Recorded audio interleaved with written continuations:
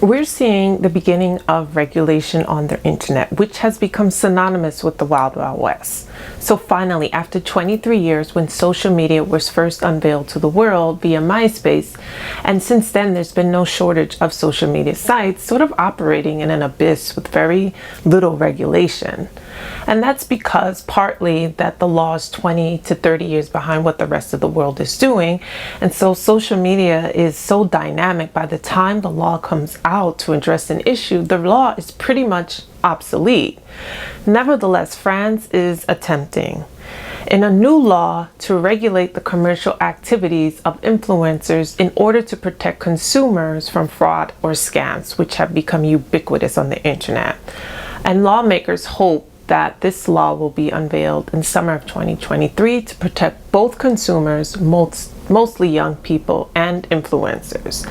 Before I get into this particular law, this is the legal code, and on this channel we discuss a wide range of legal topics so that you can be aware of what's going on around you. Occasionally we touch on pop culture and celebrity shenanigans, but only if there's a legal component that you can use and that can help your life.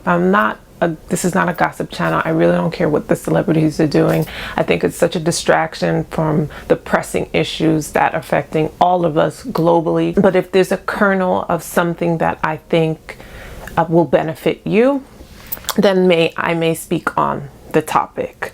So if you like that sort of thing, please don't forget to like and subscribe and share with anyone else you think will find value.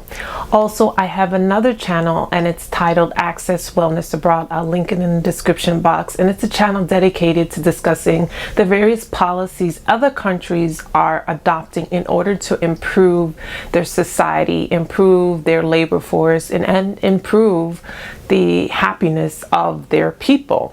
And I think it's an interesting channel, and I love learning about different countries and different cultures and what they're doing and how they're living. It's always been a fascination of mine. So I'll bring that fascination to you, and it'll be all in one place. So if you're curious about different cultures, different governments, different societies, and how they're living as compared to the United States, it's a really interesting channel I think you should check out. Also, on the heels of that, I would like to introduce that I have a medical tourism trip scheduled for the summer of 2023. So if you're one of the many millions of Americans who are underinsured or do not have insurance, and so your health has been neglected because it's just cost prohibitive for you to be able to see a physician, then I invite you to come with me and a group of Americans to Colombia in order to receive first-class medical treatment. Colombia is ranked 22 in the world when it relates to health care. It is world-renowned, well-respected for its medical system, as well as how inexpensive it is for the quality of service that you receive. When I say Colombia is number 22, it outranks the United States and it outranks Canada.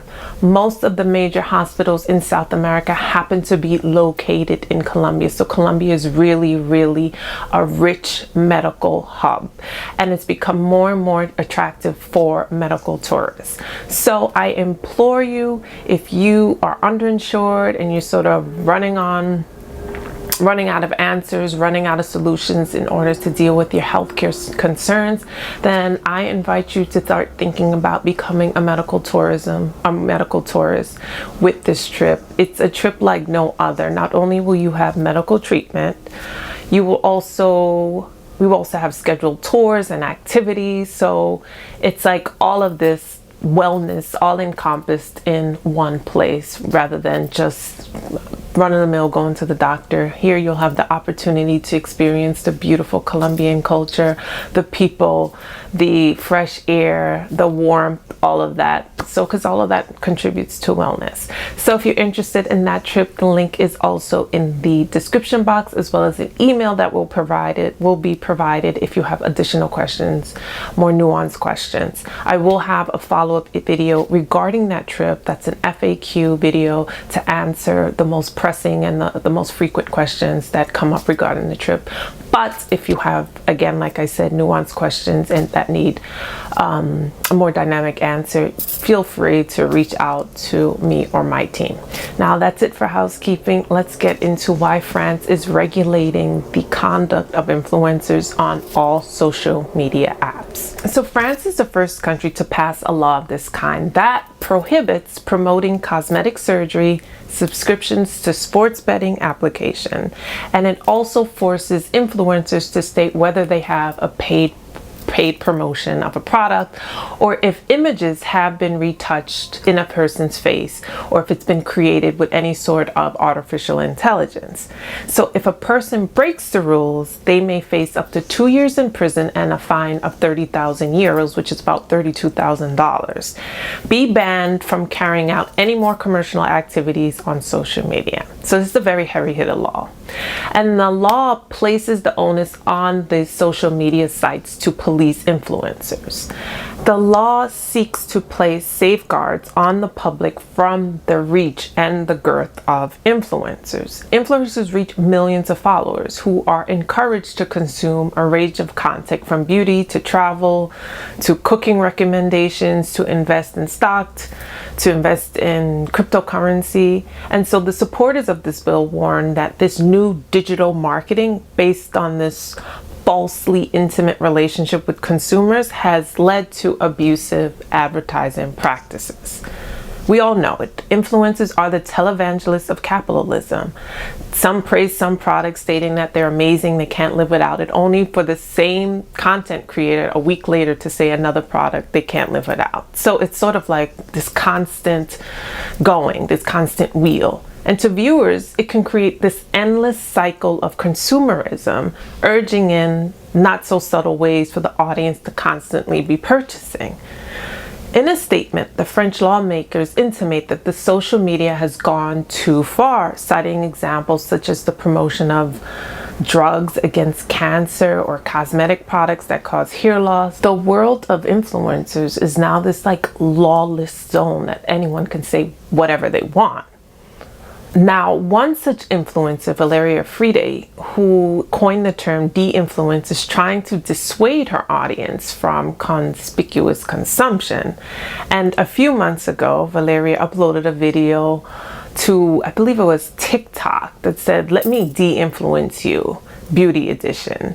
And she begins, and then she proceeds into making a series of honest reviews describing the benefits of some products and unabashedly criticizing others. And among the post hashtags, she wrote #de-influencing. Now, the videos represented by that term have amassed over 500 million views since then. And that's just on TikTok, creating a trend away from spending.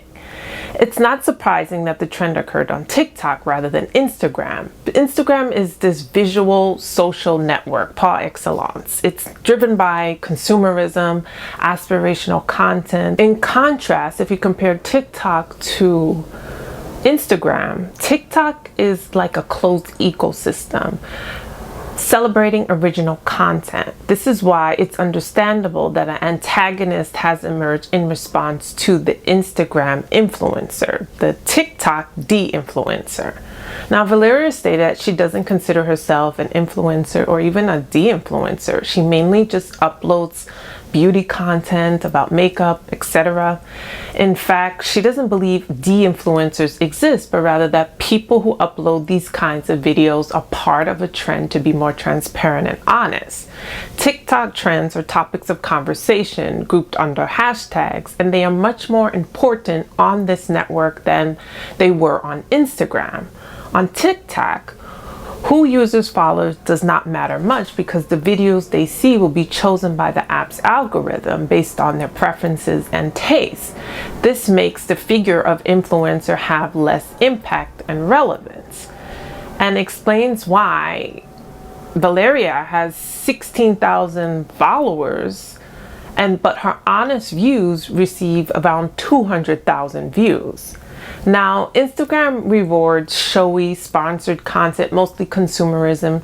Nearly all marketers surveyed by Shopify in 2021 said that 97% of them consider Instagram to be their most important marketing tool.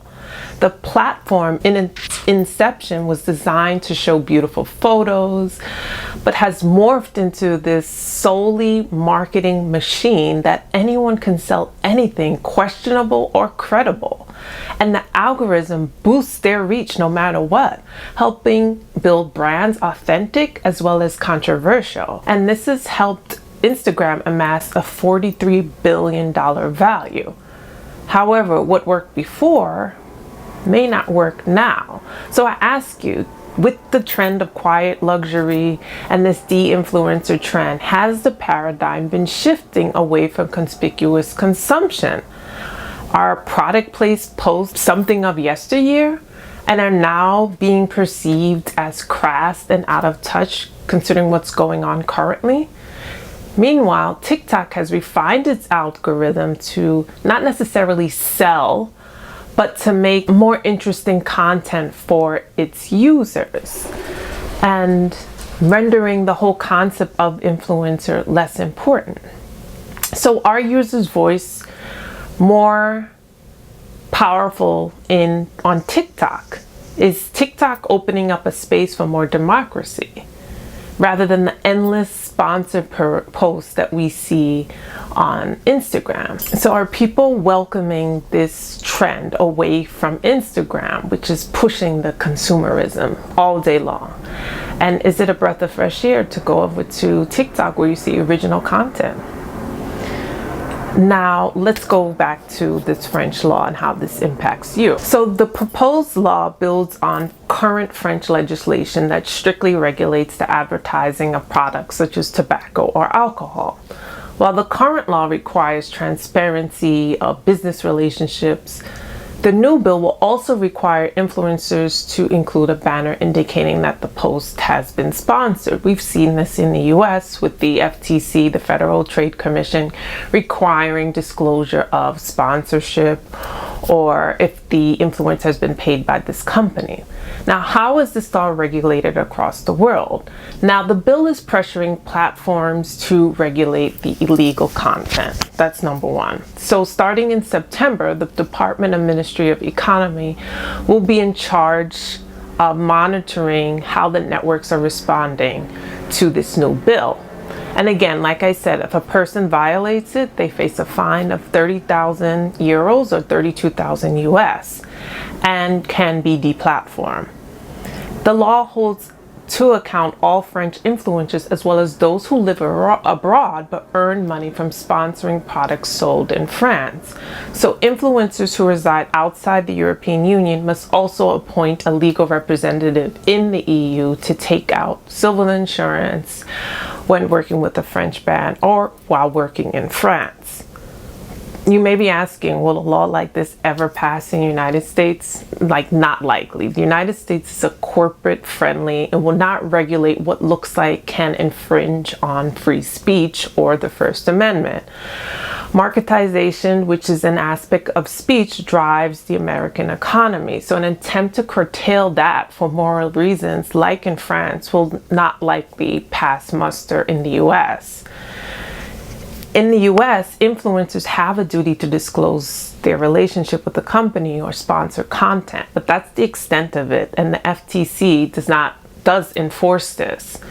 Also, in the US, misleading or deceptive advertising or false advertisement is not protected speech, and so that's why you can sue someone or be deplatformed, or the FTC can go after an influencer that has made claims that are not true.